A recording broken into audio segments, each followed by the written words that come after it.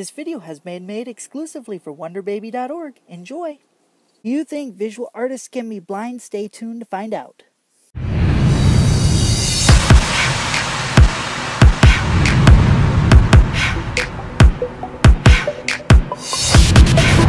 Hey guys, it's me, Peter Elvidge, and my belief is perseverance is your key to the impossible, and today I'm going to be talking to you about how to be a blind pixel artist, which just so happens to be my passion. Now, for those of you who don't know too much about me, I will give you a little bit of background. Otherwise, there is an artist statement below the video, but let's jump right into it. I have what's called cone rod dystrophy, which has significantly changed my vision in the last 2 to 3 years from 20/100 to 20/1600 vision acuity. Despite losing that amount of vision, I have gained a unique vision for me to be able to do art, and thus I'm going to jump right to my iPad to show you how I do this and how the steps are to doing pixel art either on your iPad, in Photoshop, or any other type of photo editing software that is similar to this application.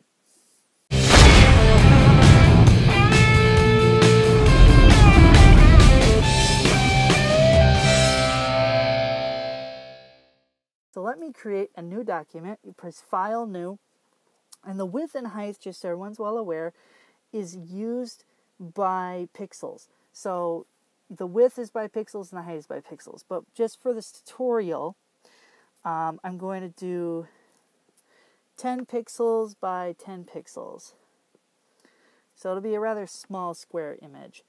And I apologize, you guys, that I did not mention this earlier. This is an application for my iPad that is called Art Studio for iPad. It's like Photoshop on the go. I just wanted to put that in there because I forgot to do that earlier.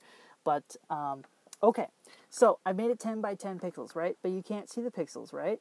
So what you do is you go to View, Grid, and then Show Grid. I usually put on Snap to Grid just in case if I need that, but that's a thing you don't need to worry about for this tutorial. Alright, so you try to make them as close as 1 to 1 pixels. Sometimes they'll show up as 2 by 2 pixels, depending on the size of your canvas. So now you can see this is each pixel is 2 by 2, and you can see the grid. So how do you make pixel art from this? How do you understand this? Well, basically what you do is first let's zoom in on a square. So this is a 2 by 2 square. What you want to do is you want to go to your pencil tool up here, and you want to hold your finger on it until you see the options. Now, if you're a low vision user, VoiceOver will work with this application. You can use sliders, you can use buttons as normal.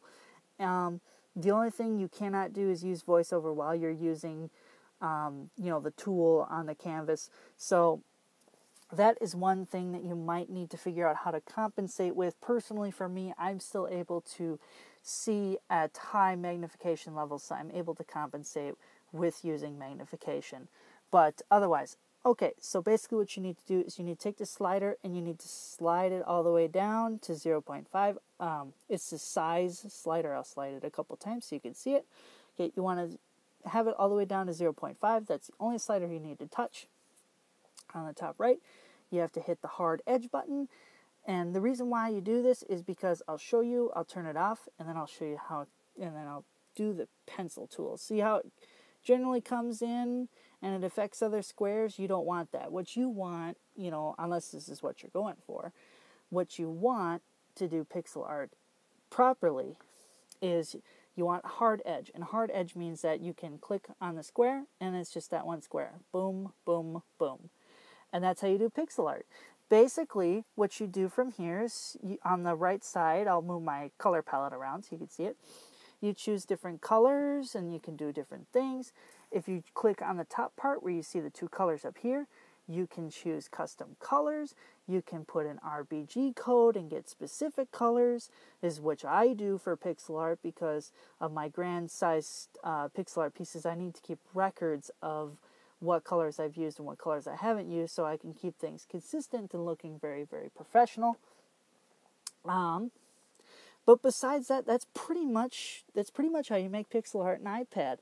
or on, you can do this the same in Photoshop. You can do this the same in most photo editing applications. There's generally a view button so you can see the grid. There's generally options for pencil tools or brushes to limit it to 1 pixel by 1 pixel or 0.5 by 0.5.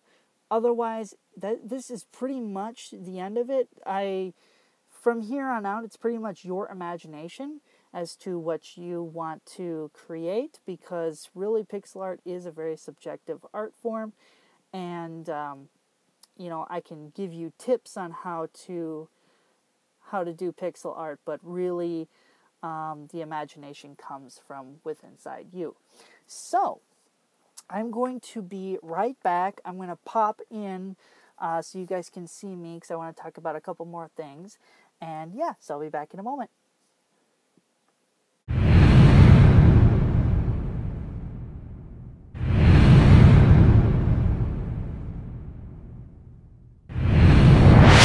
Alright guys, well I want to just say a few things before you go.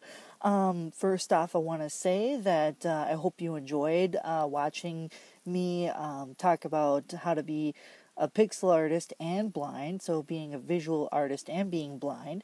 I also do hope that you enjoyed the tutorial on the iPad, as well as that can be implemented into any other type of photo editing application on the PC or Mac. If you have any questions or comments on that particular tutorial or anything that you didn't understand in this particular video, please feel free to send comments to the comments below, either on YouTube, Facebook, or any social media network there is, or feel free to email me at the email address on the bottom of the screen. Otherwise, I want to say,